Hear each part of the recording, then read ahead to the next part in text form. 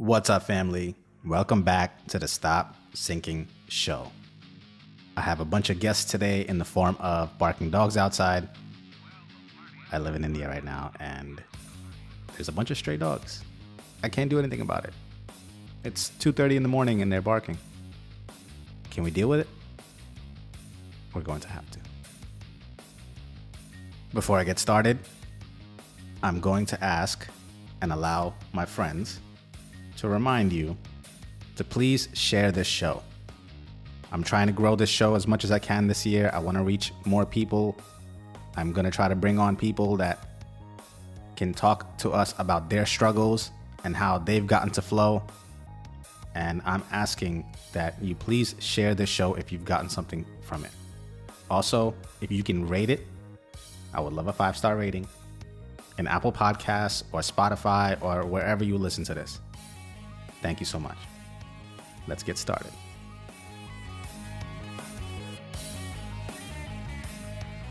This is an episode to allow myself grace, and to those along with me that can relate.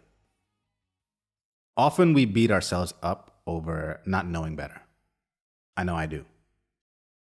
I always feel like I should have known better. And this is not an episode to justify ignorance. It's not a mind level knowledge gap that I'm needing grace for. We should always strive to bridge all hidden gaps with gathering information and knowledge. In most regards, there's really no excuse for not having that. But even after having gathered knowledge and having put yourself in the best possible position of knowing, there is still something that at the level of the heart, the level of emotions, the level of feeling that cannot be educated for in advance. You cannot simulate in your mind what it would feel like in your body to go through something. You can try it, but it will probably be 1% of the sensations. 1% of what the experience will actually feel like. So in a sense, on the level of feeling, our ignorance remains, despite what our mind has been seasoned for, no matter what it's simulated. This episode is to allow grace to that feeling, to that human body that is feeling all those sensations for the first time and trying best in real time to manage them. This is an ode, an honor to the first time of how it actually feels, the uncertainty, the unknowing, the am I doing it right? And the no, I'm failing at this, I suck. Why doesn't this match what I thought of myself? That first time feeling. What got me thinking about this is that my entire life, I've mentally prepared for what I've gone through this year. Mentally. As messed up as it sounds to anticipate calamity, maybe it's just anticipating the fragile nature of our human condition. And as messed up as that sounds, because I was the youngest child, my father had me at a later age, at 38, which, side note, at almost 34 years old with 0 kids today, doesn't seem so late now. I was his third kid. I gotta get my life together. Anyway, back to the main point. Being the youngest, I always knew in my mind, and I always simulated the fact that at a certain point, I will have to stop living solely for myself, and that I would have to be there to support my aging parents. And it wasn't until this year I was called for that job. And many people take this responsibility earlier than I do. Hats off to you. Because of financial reasons, or because of the faster decline in their parents' health, or maybe they just have one parent. God allowed me this time to develop. I wasn't called to this job yet. He allowed me this time to develop because he knew I wasn't ready yet. And that's not a trivial statement, that God knew that I was ready now. And although I had anticipated it mentally, I didn't know what exactly it meant to be ready for this chapter. Not exactly. I have romanticized much for a long time about being strong and being able to step up in any dire situation, I had thought to myself that I would be capable, be single-mindedly present, and fully able to contribute wholeheartedly. Boy, was I wrong about myself. Although I thought I was mentally prepared because I had anticipated this and simulated it in my mind, I knew this was a responsibility coming. I knew I would have to step up to my responsibilities at some point. When it came time to showing up, I showed up way less than I thought I would in that romanticized version of me. I wasn't fully present. There was times I was dreadful and resentful.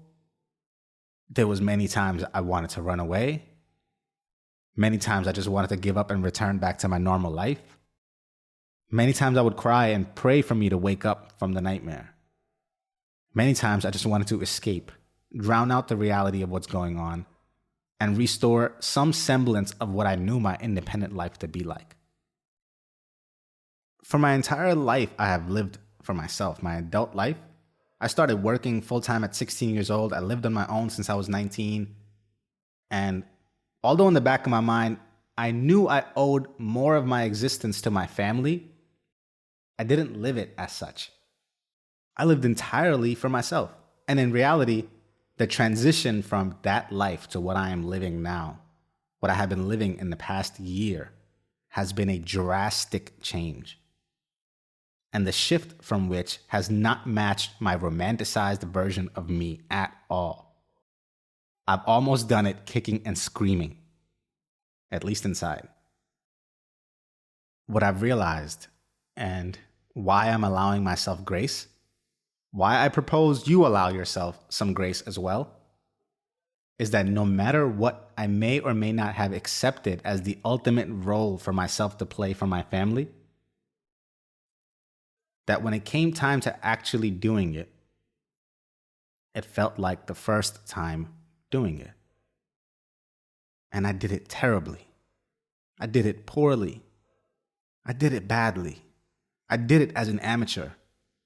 I did it like it was my first time. And that's okay, because I did it. And now, I am more of a person than I was a year ago. Even more than that romanticized version of me. Even more able, even more capable, even more wholehearted. Because my doing, my showing up, has taught me and has been grounded in reality. Even in doing it badly, has made me better in a real, visceral way. There is a real, tangible part of me that has been morphed into more capable. Not just a fantastical part of me in my mind. God knew I was ready. I thought I must have been too. And realistically, I actually got ready while going through it. I became who I needed by doing it badly,